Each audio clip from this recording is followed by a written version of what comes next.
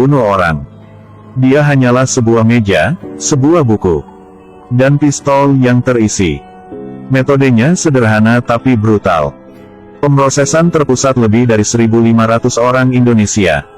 Kebanyakan dari mereka salah dibunuh. Sampai hari ini, hanya nama David yang disebutkan. Generasi orang tua masih akan gemetar ketakutan. Tentu saja, untuk orang Jepang yang ditempatkan di sini, David tidak sopan sama sekali. Suatu hari, seorang tentara Jepang memukuli orang di jalan. Seorang tentara Belanda yang berdiri di sampingnya ingin berhenti. Tidak mengetahui bahwa pihak lain adalah pria sombong yang tidak tahan. Tepat di saat genting itu, untungnya, David mengemudi ke sana tepat waktu. Tanpa mengucapkan sepatah kata pun, dia langsung menyerbu untuk mengalahkan prajurit itu. Kemudian, angkat senjatamu dan arahkan ke kapten di sana dan katakan, "Memberimu 3 detik untuk menghilang dari pandanganku." Baru beberapa detik, prajurit itu tahu bahwa orang di depannya tidak mudah disentuh. Jadi dia segera memerintahkan bawahannya untuk membubarkan diri dengan patuh. Tetapi orang yang diberi pelajaran oleh David tetap tidak meninggalkan kebiasaan jahatnya. Keesokan harinya, kepala orang lain dipenggal.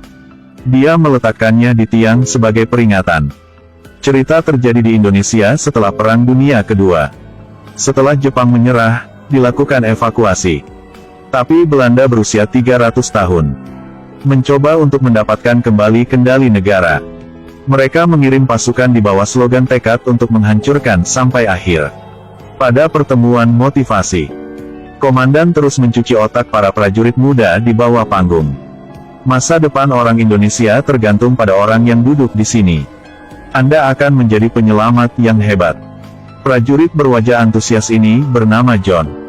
Kepemimpinan komandan masa depan membuat antusiasmenya mendidih. Bersemangat untuk segera bertindak. Kendaraan pengangkut tentara telah dikirim ke Indonesia. Tapi penampilan mereka sepertinya tidak disambut oleh penduduk setempat. Meskipun John juga merasakan ada sesuatu yang salah, tapi dia masih memegang ideal. Tapi yang mengejutkannya adalah, hidup setelah datang ke sini sangat nyaman. Setiap hari jika bukan sepak bola, itu akan menjadi pesta. Pada dasarnya tidak ada pertempuran sengit sama sekali. Dan penduduk desa di dekatnya terus mendengarnya menanyakan tentang kekuatan Jet. Mereka diam dan tidak mengatakan apa-apa. Semua orang tahu. Mereka takut mereka akan dibalas. Tentara pergi ke desa lain. Tapi hasilnya jelas sama. Tidak mungkin, jika Anda tidak tahu apa-apa tentang para pemberontak. Mereka hanya bisa mencoba peruntungan dengan memperpanjang patroli mereka setiap hari.